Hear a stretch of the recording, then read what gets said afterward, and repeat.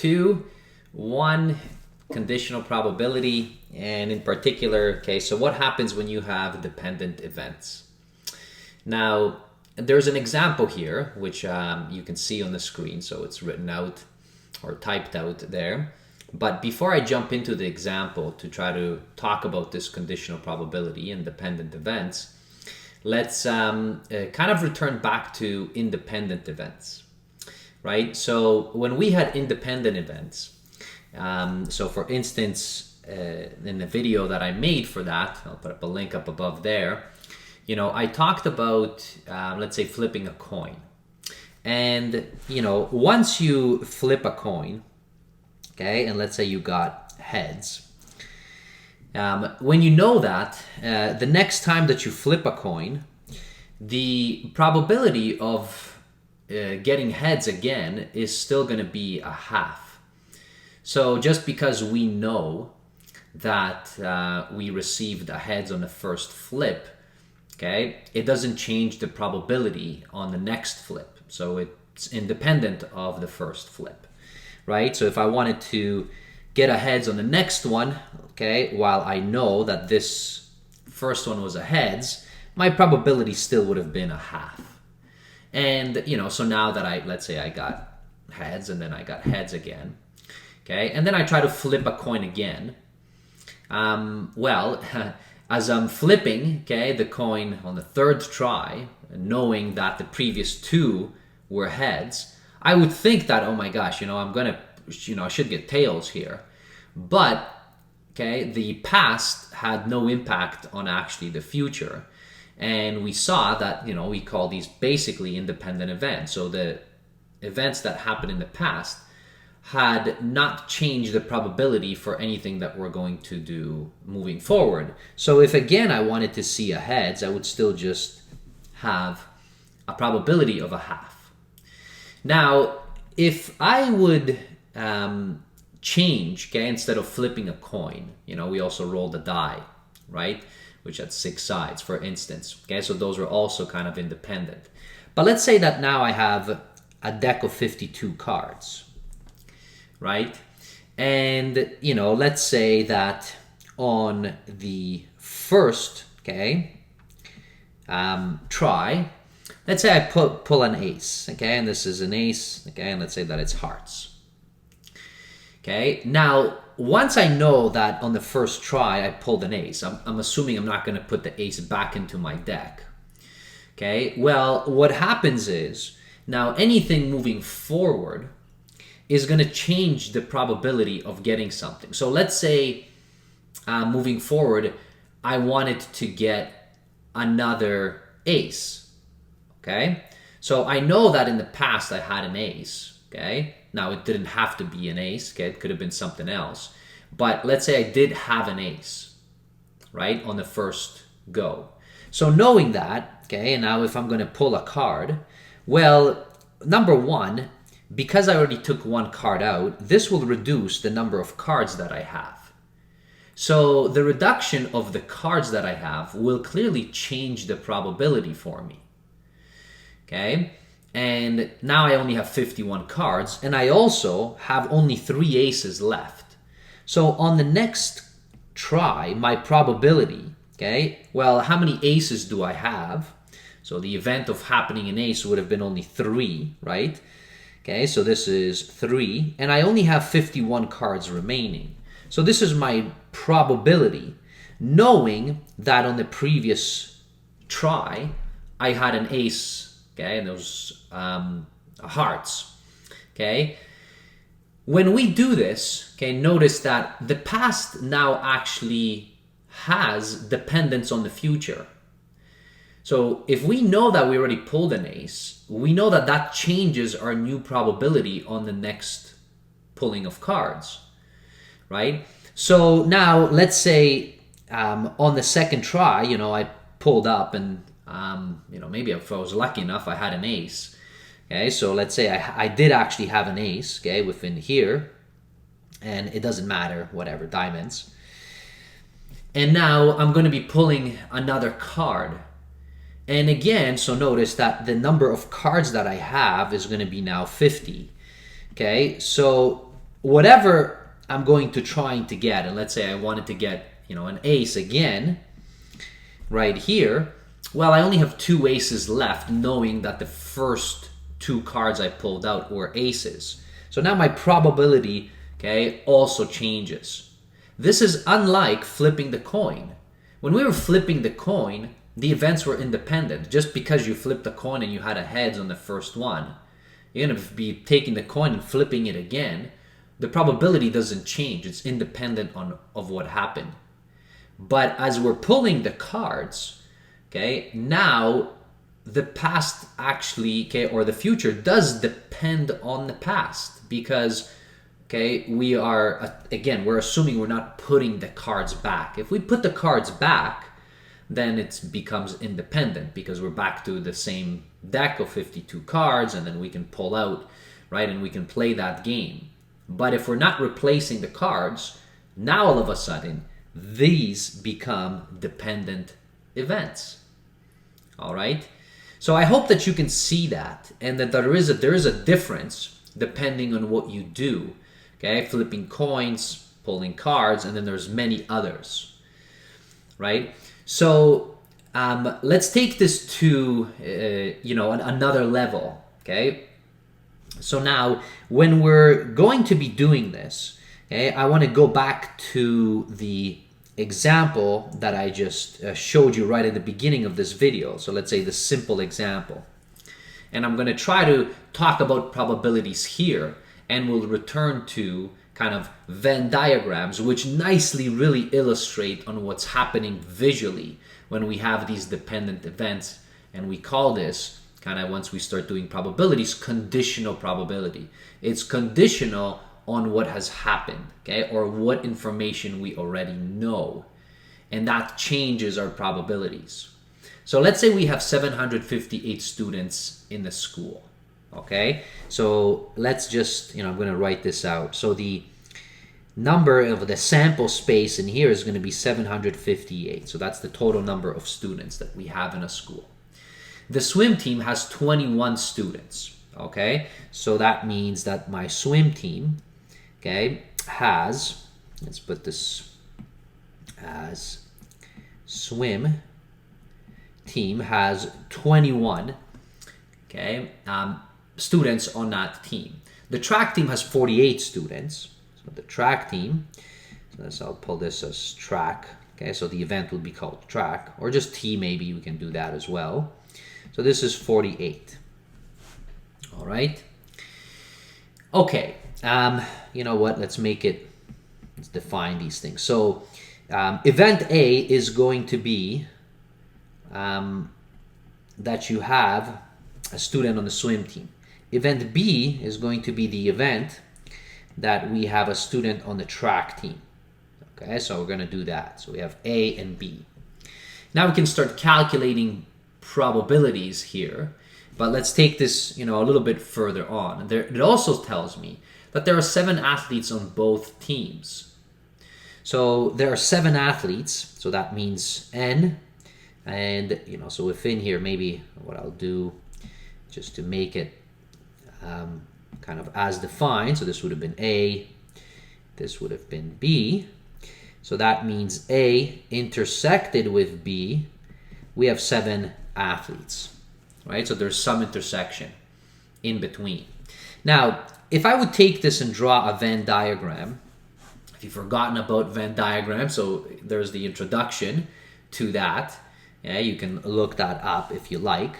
So let's do this. So I'm going to try to do it in a kind of a proper form in these Venn diagrams. So let's say we have our entire sample space. So we know that the entire sample space, okay, S, and we have 758, okay, students in total. Now we have A and B. So we have A and B, all right? So those are my swim and my track teams. So I'm gonna do these circles in here. Now, of course, it looks like, the track team has more students than the swim team, but, in the spirit of Venn diagrams, we'll kind of keep them, okay, the same in terms of proportions. And then there is some kind of intersection here. So what do we know? Well, we know that we have 7 students that are intersecting, right? So let's say if this is A and this is B, we can calculate how many we have that only, for example, do swimming, because of the fact that we know that there's 21 students in total that are swimming. So 21 minus the 7 would have been 14 that only swim, and then the 7 that swim and also do track. And then on the other side, this would have been 41 because it's 48 total minus the 7. So this is, from those Venn diagrams and how to break this up. And now we can ask all kinds of different questions, right? So, one of the questions is that we can ask, what's the probability, for instance, that you would get, okay, let's say randomly from all the students in the school, okay, someone on the swim team. Well, that is the total on the swim team, right, divided by the, total sample space. So that's 21 divided by 758, and that would have been my probability of A. If I wanted to know what the probability of, let's say, B was, so this is the total number, of B divided by my entire total number in the sample space. So this is, I guess, 48, and then divided by 758. And I don't know if you can reduce this or not. It doesn't matter. I'll just keep it, in kind of non-reduced form at the moment. So 48 over 758 can be reduced because they're both even numbers. But let's not worry about that at the moment. So what else can we ask, and how does this relate to, dependent events? Okay, so for instance, you can see that if we want to know the probability of A, and B happening, we know that this is the number of A, all right, over B, all over the entire sample space, because all of this is given. So this is 7, all over, 758. So those are students that do track and do swimming, so not very high of a probability. Now, we can get this in a different way. When we're drawing Venn diagrams, it's very visual. We can see it great. But sometimes when we don't have Venn diagrams and we're doing general questions with dependent events. Now, why are these two dependent, A and B? Because we have an intersection in between them. There are some students that do both. So, for instance, if I wanted to calculate this, if you remember, if these were independent, completely, so we would have, probability of A, and B happening at the same time. And let's say if there was, nothing that was in common in between them, then obviously the set would have been empty, the probability would have been 0 within there. Now, if we know that we want to have these, what if somebody tells you that, what if you knew that you were picking only, all right, so that you picked the student that was actually on the swim team. So let's say you picked a student and you know that that student was on the swim team. All right. So now, what is the probability that that student is also on the track team? What if we wanted to know that? So the condition is, so this is a conditional, going to be a probability. We know that the student we picked is on the swim team. And if we know that they're on the swim team, right, there's only 21 students on that swim team. And what do we know? We know that 7 of those students also are doing track. So it should make sense to you that the probability, of a student being on the track team, given that we know they're on the swim team, is 7 out of 21. Because we have 7 students that are swimming that are also Okay, so we have 21 students that are swimming, but 7 of them are also on the track team. So this, okay, within here, okay, is pretty interesting. So what I will write, what we like to do is, if we know, okay, these become conditional probabilities, what we say is we do this very nice and funky notation. We say that, okay, B given A. So within, for us, this is, what is the probability that a student is, okay, on the track team given, so that is this line that we see, given that they're on the swim team. That is the A.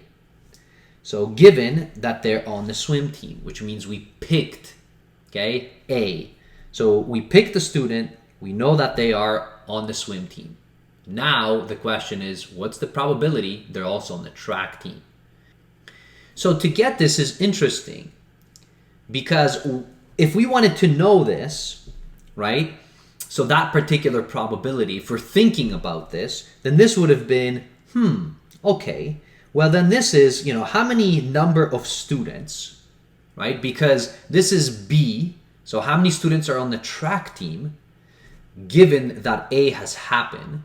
So this would have been, okay, well, what's the total number of students, right, that are on the track team given that A has happened? So that would have been, okay, so the intersection between these, A and B, right, so that's 7. We know that there are 7 in between there. So all over, and this would have been, okay, how many total number of students, okay, that we have in the entire sample space. But our entire sample space, in this case, just becomes A, because we know that we picked one that are actually on the swim team. All right? So my new sample space is A. It's not S anymore, because I know that I have picked someone from, okay, the swim team. And then that's the intersection, and this would have been just 7 over 21, or just simply 1/3, right? That is my probability. Now, to write it out in general, it turns out, even if you didn't have these nice Venn diagrams to look at visually, then what you would have is, you would have probability, okay, of an event A and B is actually equal to, okay, if you know that probability of A has happened, and it's going to be multiplied, so this is the multiplicative kind of property within here, and it's multiplied by now, so you know that probability of A. So let's say you know that A has happened, then this is probability of A multiplied by the probability of now B, given that A has happened. So this is a really nice kind of equation for these conditional probabilities. And when you align them, so when you realign them, so notice if I do this and I solve for this, so I will get, so probability of B given A is equal to probability of A and B all over probability of A. All right, so that's right here. So that is my now conditional probability, and you might say, well then how did you think about this? Well, if you write this out, well, what does this mean? Probability of A and B is N A and B divided by, okay, N of S, so that is this right here, divided by all over.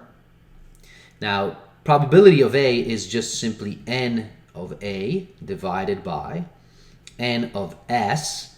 And notice the N of S will cancel, and you will get your A over A and B all over N A. which you can now use, okay, directly from the Venn diagrams, or if you already know it. So these conditional probabilities are pretty interesting. Okay, so now let's see this in action, because what we said was, we had this, for instance, right here, right, which is the probability of A and B, all right, okay, and that was equal to the probability of A, that's from right here, multiplied by the probability of B, given that A has occurred. And once we have this, well, what is the probability of A? Well, the probability of A is simply, so we would have that. Okay, so probability of A is 21, 7 over 758. So 21 over 758 multiplied by, and now the probability of B given that A has happened. Okay, so probability of that. And that would have been, okay, so 1, so that's right here, okay, or right here. So 7 over 21, 7 over 21, or just maybe let me write just 1 over 3, right? And notice 3 goes into 21, so this is going to be 7. And this is 758, which is exactly what we had, right? Just directly from the Venn diagram. So these conditional probabilities are super useful, okay, to have. And what I would want you to remember, and you're going to see this, and initially, you're probably going to have to see quite a few examples to see, and I hope that you try to get the intuition behind this. That whenever you have, okay, so I'll write the conditional probability, all right, which is this, okay, is equal to, so in that case, what would that be? So you can write this as the probability of A and B all over probability of A, all right? So that is your conditional probability statement, okay? And when you rearrange it, you can also get this one right here. All right, so that is it, okay? So with regards to this video and the conditional probabilities, I will also make another example on these conditional probabilities so that you can see it.